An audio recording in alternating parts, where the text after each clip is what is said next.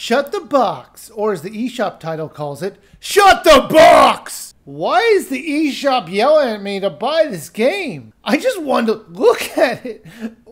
I don't like being yelled at. It's upsetting. You know what? I'm not going to review this game. Not till I calm down.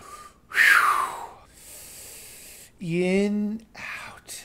All right, let's do this. This is a budget title from the same developer who released Block Drop U a few months ago. This is what I would say is a better concept for a game and better execution, but it's still lacking. So should you roll the dice and open this box, or should you shut it for good?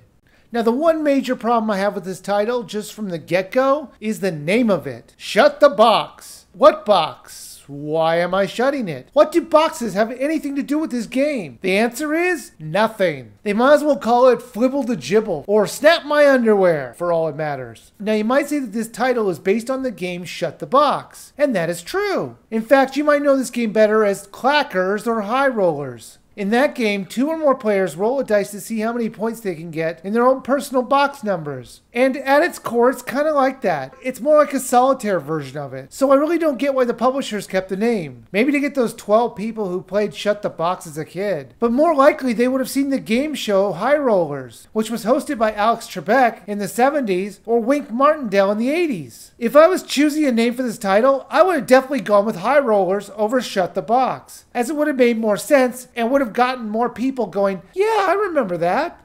Now this game is very simple, and that's kind of its charm. It gives you 3 rows of numbers, 1 through 9 on each row, and each set is in different directions each time. Your job is to roll the dice and take away the numbers that you roll. Like for example, if you roll a 5 and a 3, and if my first grade math is right, that makes 9. I mean 8. Okay, so maybe I wasn't that great at math. So you can use that 8 any way you want, as long as you can make a combination with the numbers that you see. Maybe you'll take the 5 and the 3, or the 6 and the 2, or maybe you'll just take the 8 itself. It's up to you. Now this game is mostly about luck and a little bit about skill. You're going to need to plan out what numbers you're not going to use for the later parts of the game. But all of that planning won't matter if you get an unlucky roll. And that was the most disappointing thing about this title. It didn't have any, what would you call it? Flair. It was the basic game without any extras. I don't even mean extra games to play or different modes. I mean the creators could have added in special items that you could have used in certain roles to make the game less of a game of chance. Really, the odds of beating this title are very low, because when you get down to 2 or 3 numbers, it really is all about luck. That's not to say the game is bad, because it's not. It was actually quite fun, but its limitations are the thing that I found most frustrating. It really is a very simple game without any extras. You get one game mode and that's it. You play everything with the gamepad and it works perfectly. But it's really hard to mess this up when you only have to press a button to roll 2 dice and press a number or numbers you want to get rid of. Shut the Box is as simple a game as you can imagine. From what you see on the screen, that's all there really is. Does that mean it's not worth a buy? Actually, I think it is. The game is only 99 cents currently, and I do think that's the correct price for it. There is exactly $1 worth of fun and content in this title. If you buy this, you might actually find yourself coming back to it more often than you might think. However, the lack of extra game modes and special moves to help you beat the game was annoying. But for 99 cents, you really are going to get your money's worth. So I do think it's worth a buy.